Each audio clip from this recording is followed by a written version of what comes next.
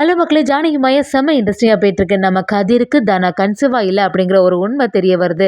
அதே சமயத்தில தனா ஒரு கட்டத்தில மயங்கி விழுந்துடுறாங்க. நம்ம கதிரும் என்னதான் ட்ரை பண்ணாலும் தனா எழும்புன மாதிரி இல்ல.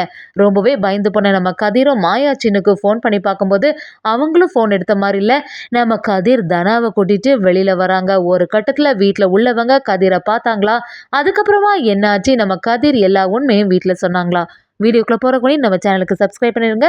அப்படியே பக்கத்துல இருக்க பெல் ஐக்கனையும் கிளிக் பண்ணிருங்க. அப்பதான் நான் போடுற வீடியோலாம் உங்களுக்கு நோட்டிஃபிகேஷனா வரும். கதிரும் ரொம்பவே சந்தோஷமா இருக்காங்க. தனா இன்னைக்கு நான் கோவில்ல வந்து பார்த்தேன். மாமாவுக்கு உன் மேல இருக்க கோபம் எல்லாமே ரொம்பவே குறைஞ்சிட்டு, உனக்கும் கோவில்ல வச்சு அர்ச்சனை பண்ணாங்க. அத பார்த்த உடனே எனக்கு ரொம்பவே சந்தோஷமா இருந்துச்சு. அப்படி சொன்ன உடனே நம்ம தனாவும், "ஏன் கதிர் நீ கோவில் வந்த விஷயத்த எனக்கு சொல்லல? கோவில்ல வச்சு ஏன் என்ன கூப்பிடல?" அப்படின்னு சொல்லும்போது, நம்ம கதிரும், "இல்ல குடும்பத்துல உள்ளவங்க எல்லாருமே சேர்ந்த மாரி சந்தோஷமா இருந்துட்டு இருந்தீங்க. அந்த சமயத்துல எதுக்கு நான் குறுக்க அப்படின்னு சொல்லிட்டு தான் வரலன்னு சொல்லிடுறாங்க."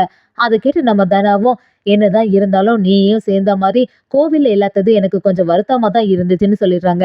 அதே சமயத்துல நம்ம தனாவுக்கு சர்ப்ரைஸ் பண்ணணும்னு சொல்லி நம்ம கதிரும் டெக்கரேஷன் பண்ணியிருக்காங்க. ரூம் ஃபுல்லாவே அப்படியே பேபிஸ்க்கு ஃபோட்டோஸ் எல்லாமே வச்சிருக்காங்க. இதெல்லாம் பார்த்துட்டு இருந்த நம்ம தனா ஒரு கட்டத்துல ரொம்பவே வருத்தப்பட ஆரம்பிக்கிறாங்க. நம்ம கதிரும் தனா கிட்ட வந்து இந்த குட்டி பையன் வர நேரம் பார்த்து மாமாவுக்கு எல்லா கோபமுமே குறைஞ்சிட்டு, கூடிய சீக்கிரத்துல மாமா என்னையும் ஏத்துப்பாங்கங்கிற நம்பிக்கை எனக்கு இருக்கு அப்படின்னு சொல்லிட்டு நம்ம கதிரும் தனா கிட்ட சொல்லிட்டு இருக்காங்க. அத கேட்ட தனாவுக்கு ஒரு குற்ற உணர்ச்சியாவே இருந்துட்டு இருக்கு.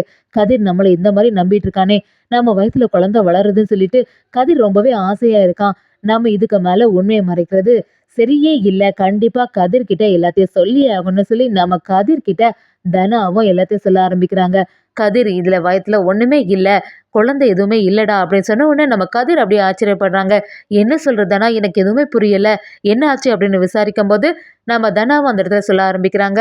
நானும் மாயாவும் சேர்ந்து ஹாஸ்பிட்டலுக்கு போனோம். அங்க என்ன செக்கப் பண்ணிட்டு டாக்டர் இது ஃபால்ஸ் பிரெக்னன்சின்னு சொல்லிட்டாங்க.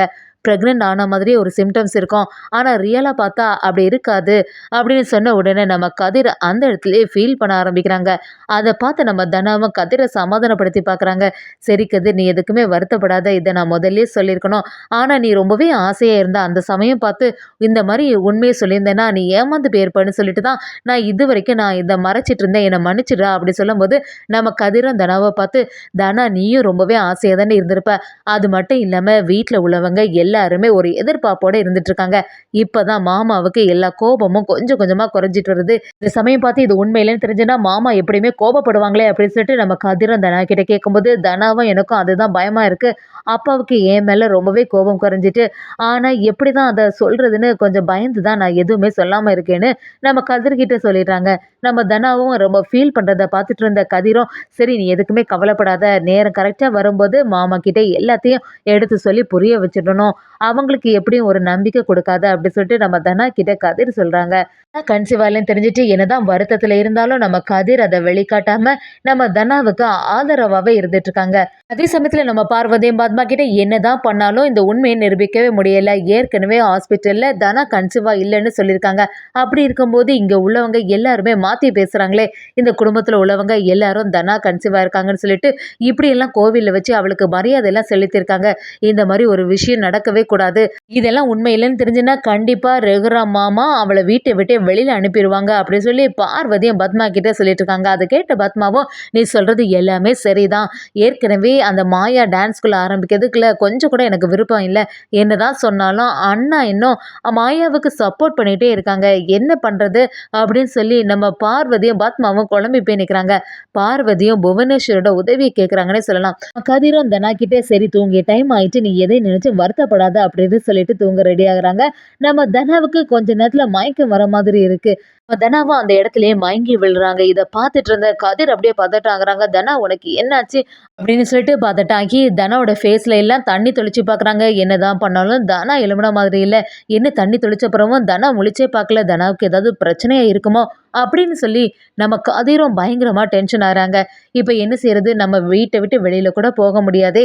இந்த ரூமை விட்டு வெளியில போனா யாராவது ஒருத்தங்க பார்த்துட்டா பெரிய பிரச்சனை ஆயிடுமேன்னு சொல்லி நம்ம கதிரும் மாயாவுக்கு ஃபோன் பண்ணி பார்க்குறாங்க. ஃபோன் கிடைச்ச மாதிரி இல்லை. சரி சீனுக்காவது கால் பண்ணலான்னு ட்ரை பண்ணுறாங்க. அவங்களும் எடுத்த மாதிரி இல்லை. சரி இப்போ என்ன பண்ணுறது? தனாவுக்கு வேறு இப்படி சீரியஸாக இருக்கே அப்படின்னு சொல்லி ரொம்பவே பதட்டாகி நம்ம கதிரும் ஒரு கட்டத்தில் தனாவை கூட்டிட்டு வெளியில வரலாமா அப்படிங்கிற ஒரு பிளான்ல இருக்காங்க.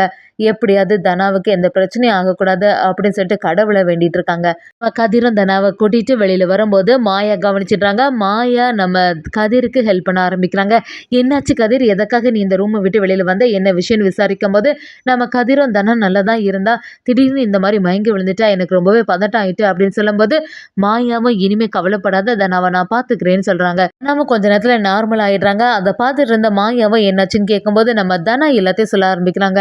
கிட்ட எல்லா உண்மையே சொல்லிட்டேன். ஆனா அப்பா கிட்ட இன்னும் மறைச்சிட்டு இருக்கிறது எனக்கு ஒரு குற்ற உணர்ச்சியாவே இருக்குன்னு சொல்லிட்டு நம்ம தனா ரொம்பவே ஃபீல் பண்ணி பேச ஆரம்பிக்கிறாங்கன்னு சொல்லலாம்.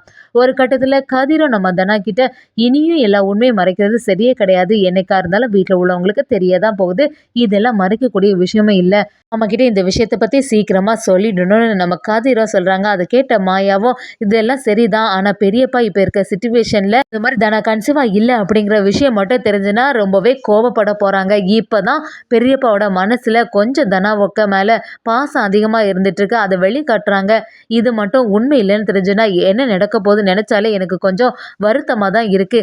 சரி கொஞ்ச நாளுக்கு அப்புறமா எல்லாத்தையுமே பார்த்துக்கலாமே. கொஞ்ச நாள்ல பெரியம்மாவும் வந்துருவாங்க. அவங்க வந்த பிறகு எதுனாலும் பண்ணிக்கலாம் அப்படின்னு சொல்லிட்டு நம்ம மாயா அதை தடுத்து நிறுத்துறாங்கன்னே சொல்லலாம். என்னதான் இருந்தாலும் தானே மாயா கிட்ட பார்வதி சித்திக்கு ஏற்கனவே சந்தேகம் வந்துட்டு அவங்க எப்படி இருந்தாலும் ஏதாவது ஒரு செயல் பண்ணி அதை உண்மையை நிரூபிக்கணும்னு சொல்லிட்டு ஏதாவது பண்ணுவாங்க அப்படின்னு சொல்லும்போது மாயாவும் நீ அதை பத்தி கவலையே படாத, பார்வதி சித்தியை நம்ம சமாளிச்சிடலாம்னு சொல்லிட்டு நம்ம மாயா தைரியப்படுத்துறாங்க. நம்ம தனாவுக்கு அவங்க அப்பா கிட்ட சொல்லாம இருக்கிறது ஒரு குற்ற உணர்ச்சியாவே இருக்குன்னே சொல்லலாம். அதே சமயத்துல பத்மாவும் எப்படியாவது இந்த மாயா டான்ஸ்குள்ள ஆரம்பிக்கவே கூடாது, அதுக்கான எல்லா வேலையும் பார்க்கணும் அப்படின்னு சொல்லிட்டு பத்மாவும் பார்வதிட்ட சொல்லும்போது பார்வதியே நீங்க சொல்றது எல்லாமே சரிதாக்கா, ஏற்கனவே நமக்கு மதிப்பு தர மாட்டா, டான்ஸ் ஸ்கூல் மட்டும் ஆரம்பிச்சுட்டானா அப்புறமா சொல்லவே வேண்டாம் அப்படின்னு பார்வதியை நம்ம பத்மாவை உசுப்பேத்தி விடுறாங்க. பத்மாவும் சீனு கிட்ட வந்து என்ன நடக்குது சீனு, உங்ககிட்ட எத்தனை வாட்டி சொன்னாலும் கேட்க மாட்டியா, மாயாவுக்கு எதுக்கு டான்ஸ் ஸ்கூல் வச்சு கொடுக்கணும், அவ வீட்லயே இருக்கட்டுமே அப்படின்னு சொல்லும்போது நம்ம சீனுவும் அதை கேட்குற மாதிரி இல்லை, என்னம்மா பேசிட்டு இருக்க, மாயாவோட ஆசை அதெல்லாம், அதனால அதை நிறைவேற்றி தான் ஆவேன் அப்படின்னு சொல்லும்போது பத்மாவும் இதெல்லாம் நம்ம குடும்பத்துக்கு அழகே இல்லை, நம்ம குடும்பத்துல உள்ளவங்க யார் இந்த மாதிரிலாம் சொல்லி கொடுத்துட்டு இருக்கா அப்படின்னு சொல்லும்போது மணியும் பத்மா கிட்ட என்ன பத்மா பேசுற, தேவையில்லாம இந்த விஷயத்துல தலையிடாதா, அதான் டான்ஸ் ஸ்கூல் எல்லாம் ஆரம்பிக்குது, குடும்பத்துல உள்ளவங்க எல்லாருமே சம்மதிச்சிட்டாங்களா, அது மட்டும் இல்லாம உன்னோட அண்ணனும் இதுக்கு உறுதுணையா தானே இருக்காங்க, அப்படி இருக்கும்போது எதுக்கு நீ மட்டும் தடங்களா இருக்க, மாயா அவரோட வாழ்க்கையில முன்னேறிடுவா அப்படின்னு சொல்லிட்டு பயந்துட்டு இருக்கியா அப்படின்னு பத்மாவை சரியா வெளுத்துட்டு இருக்கிறாங்க மணியும். அதெல்லாம் கேட்ட பத்மாவும் என்னதான் நான் சொன்னாலும் எனக்குன்னு ஒரு மரியாதை கிடையாதுல்ல அப்படின்ட்டு சண்டை போட ஆரம்பிக்கிறாங்க.